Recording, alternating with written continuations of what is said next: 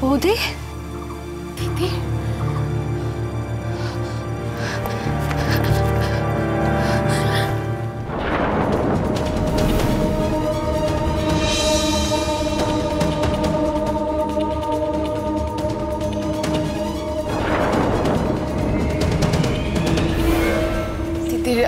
I'm sorry বৌদি। বৌদি, তুমি প্লিজ আমাকে ক্ষমা করে দাও।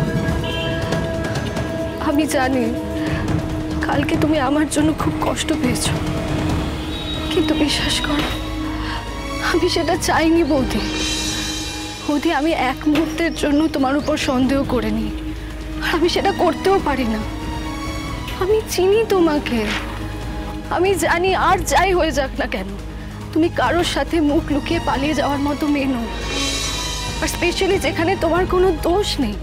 কিন্তু যে দোষ করেছে সে তার দোষটা ঢাকার জন্য সমানে তোমার নামে মিথ্যে কথা বলে যাচ্ছে, মা বাবার সামনে মিথ্যের পাহাড় সাজিয়েছে, তাদের মনে তোমার নামে মিথ্যের বিষ ঢোকাচ্ছিল। আমি সেটা সহ্য করতে পারিনি বৌদি, তাই আমি উপাসনা দিকে ফোন করে রাজদীপ বাবুর নাম্বার নিয়ে ওনাকে ভিডিও কল করেছিলাম। সবাইকে দেখিয়ে দিতে চেয়েছিলাম যে তুমি ওনার সাথে নেই। তাহলে তুমি আমাকে না বৌদি, আমি যা করেছি তা তোমার উপর সন্দেহ করে নয়, মা বাবার মনে তোমার প্রতি কোনো সন্দেহ না ঢোকে তার জন্য করেছি। দাদা যে নোংরা মুখোশের আড়ালে নিজের অন্যায়টাকে জাস্টিফাই করার চেষ্টা করছে তার জন্য করেছি।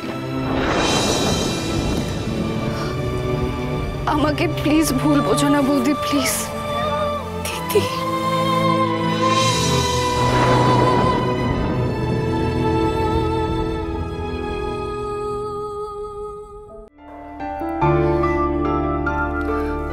জানো তো দিদি, আমার না ভেতরে ভেতরে মনে হচ্ছিল যে তুমি আমাকে ভুল বুঝতে পারো না, কিন্তু পরশু রাত আমার সাথে যা ঘটলো তারপর মাথাটা কিরকম আমার গুলিয়ে গেছে।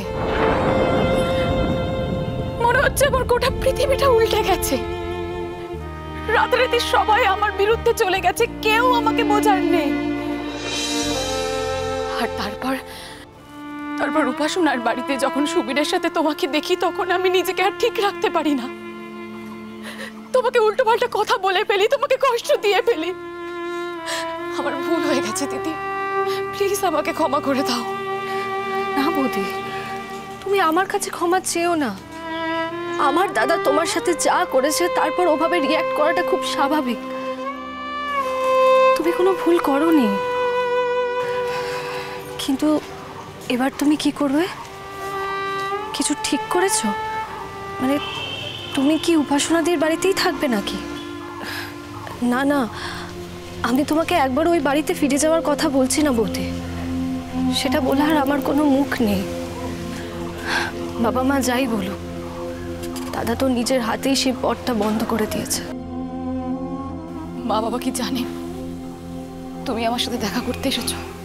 না, ওদেরকে বলিনি।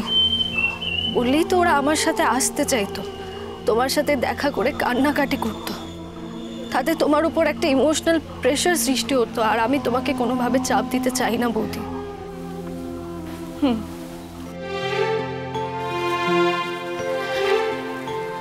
আমার মা বাবার জন্য না খুব কষ্ট হচ্ছে দিদি, মনটা একবারে ভেঙে যাচ্ছে। ওনাদের এতদিনের সংসার, সুখের জীবন সব তছনছ হয়ে গেল।